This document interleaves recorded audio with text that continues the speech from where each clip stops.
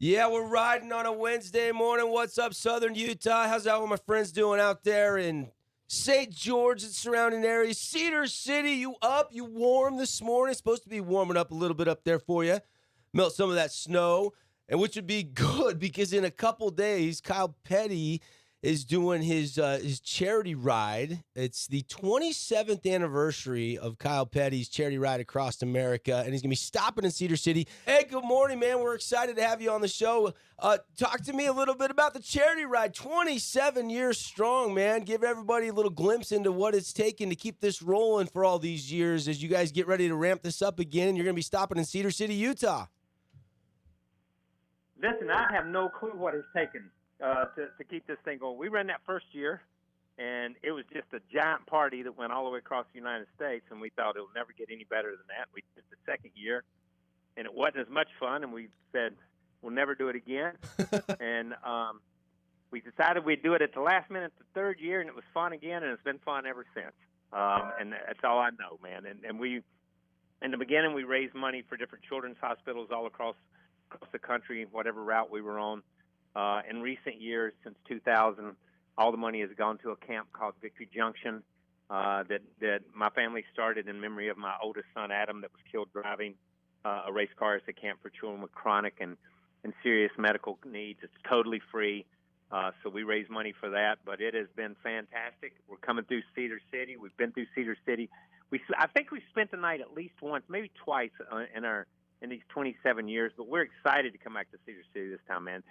Cedar City has changed so much, man, since the last time we were there.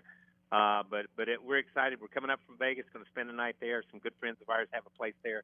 Doug and Patricia, a bigger staff, so we're going to stay close to them at the Spring Hill Suites. We should be getting in there about 6 o'clock on the night of May 3rd. So if you're a race fan and you want to talk to Richard Petty or Kenny Schrader or Kenny Wallace and some of those guys, come over to the Spring Hill Suites and hang out with us. I love it. Kyle Petty hanging out with us here. Now, Ken Schrader, Kenny Wallace, Herschel Walker, former NASCAR driver Max Pappas. How is it?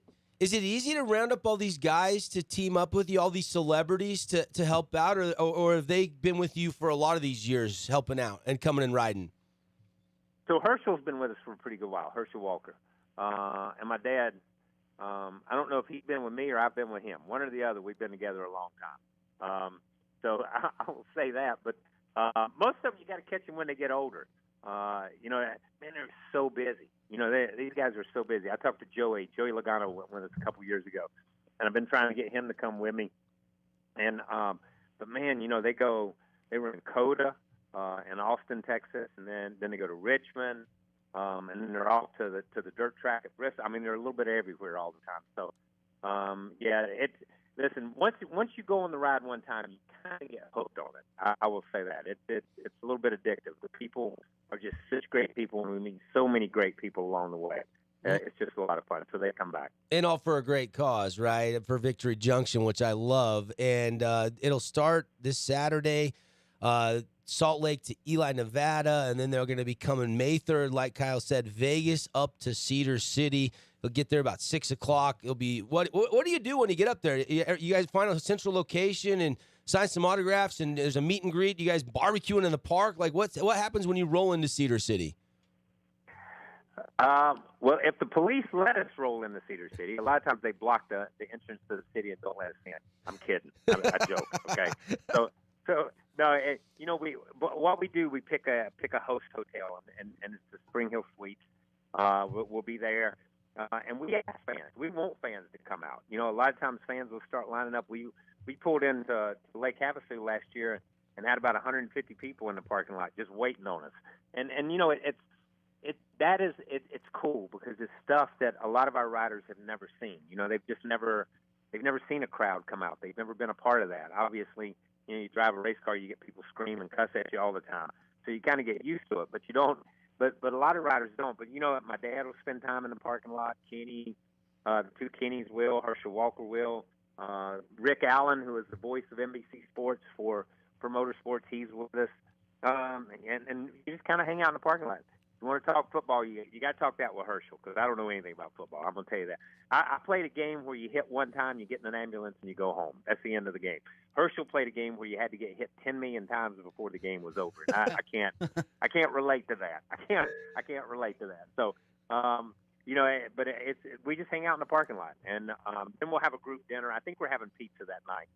So we may be in the parking lot playing cornhole a little bit. I tell you that. So if there's any cornhole experts in the Cedar City area, we may come out and I'll choose you for my team, and we'll kick some butt. I love it when we go down to Vegas and we stay in the infield there by the Neon Garage, as you're pretty familiar with. The cornhole games are rampant. That kind of just goes with NASCAR. I remember the first time I ever went to Bristol Motor Speedway. They had a cornhole tournament, but I didn't know it was a tournament. So me and my son we fly out to go to the fall race, the night race at Bristol, and we walk up on cornhole boards for a mile, it felt like. There had to have been 50, 60 sets of them. I go up to a guy, I'm like, hey, can we get a game? He's like, no, bro, this is a tournament. This is the Tennessee National Championship tournament. You can't get a game with me. And I'm going, okay, I'm not in St. George, Utah anymore. Hey, what is your favorite track? Listen, wait a minute. Let me just tell you that cornhole started at a racetrack. That's where it was invented. But what it was is you drink a six-pack and you try to throw the cans in a 55-gallon drum. It's that was the original cornhole, and that was started at NASCAR, just so you know that. I love it. Hey, what's your favorite racetrack to race back when you were racing, and what's your favorite track to go broadcast out now that you're working with NBC? That's a good question. I think I look at it different. My favorite place to go has always been Daytona. And that's our biggest race, but it's also the only racetrack that had a beach. So that when you're young, that means something to you, man. To have an ocean and have a beach. But Daytona is just so much history for our sport. That's like asking a golfer, what's your favorite tournament? And they're going to tell you probably the Masters. And that tournament with so much history and so much on the line when you go there. So that's Daytona for that. But broadcasting has been totally different. Because I'm on the other side of the racetrack and I'm out with fans and I get to, and Vegas is a great place because you get a mix of fans that come from all over the United States to that place, which is crazy. When you go to Bristol, Tennessee, most of the fans are from that area. When you go to Martinsville, Virginia, when you come to Charlotte, a lot of the fans, 70-80% are fans within a driving distance of 100, 150 miles. When you come to Vegas, you get a lot of fans that are from Cedar City, that are over across the California border, Lake Havasu, Phoenix. You get a lot of those fans that come up, but you get fans from Chicago and New York and from all over. So I think the fans have made it a lot of fun. I think I love the road courses, doing the broadcasting from the road courses, because road courses have become the short tracks where you race for a while and then you just run over people for a while, and then everybody's mad at each other when the race is over with. So you got a lot of stuff to talk about. So just like last week at Coda, that they're still talking about people running over people down there. So I like the road courses when it comes to that. Yeah, that was fun. Tyler Reddick getting the win, and everybody's tempers were flaring. They always do on the road course. It's adult ping pong ball, in these big cars. That's awesome. That was an enjoyable final lap there. Hey, when you do this charity ride across America, Kyle Petty, our guest here on the Fan Sports Network, what are you riding? How many bikes do you have, and what are you riding this year? So we have there'll be about 125 bikes, maybe 130 bikes. There's about 250 people. Because we have 2 or 3 nurses and 2 full-time doctors that travel with us in case there's an issue on the road or in case somebody gets sick. We have our own medical staff. We have a luggage team. We have a crew that does nothing but work on bikes and fix them at night or during the day if something happens to them. So I ride a Harley. I ride a Road Glide. And I've ridden a Harley my whole life, man. I rode Yamahas when it was dirt.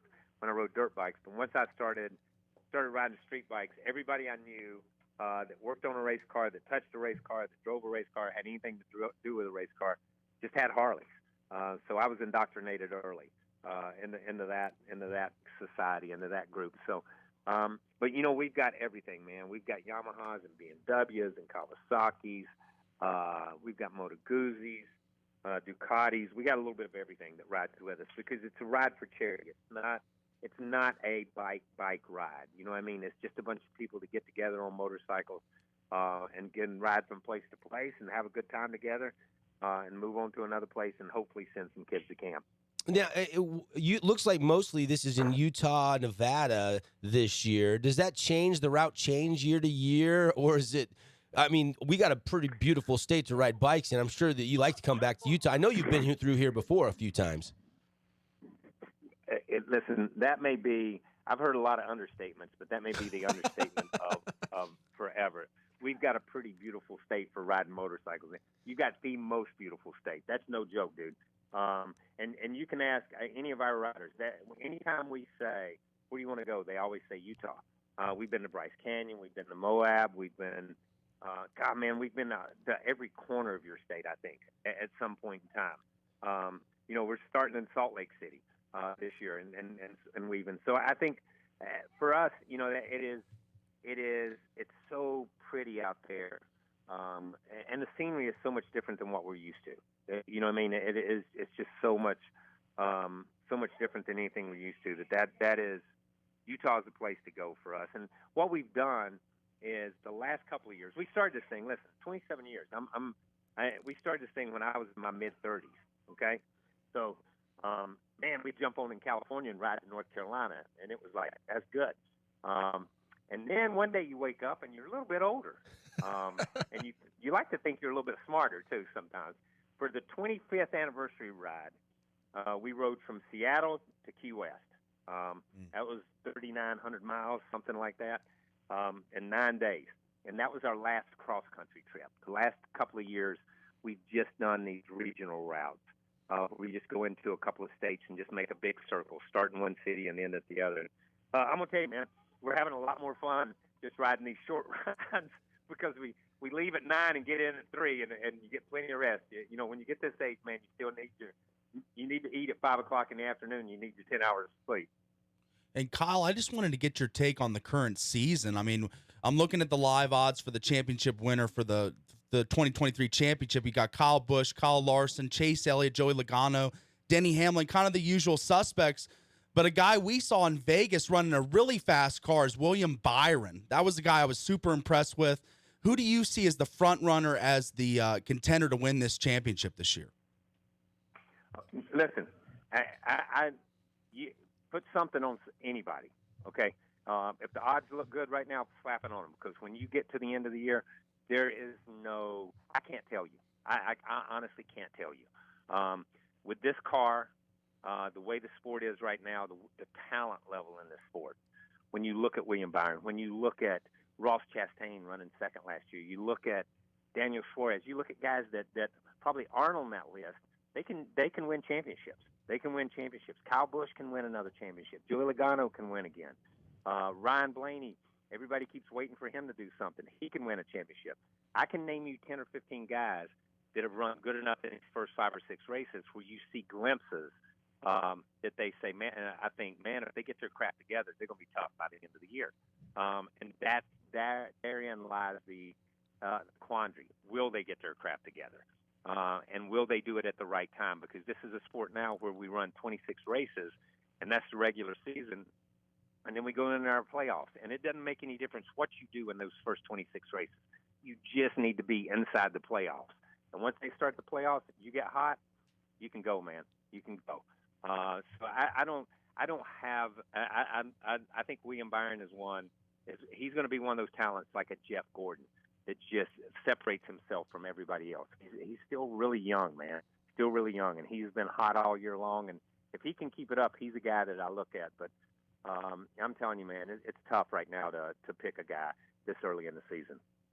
Kyle Petty hanging out with us here. Make sure and make plans to get to the Spring Hill Suites May 3rd and stop by and enjoy the Victory Junction Ride Across America, the charity Ride Across America. Kyle, been fun having you on the show, man. Really appreciate it. Keep up.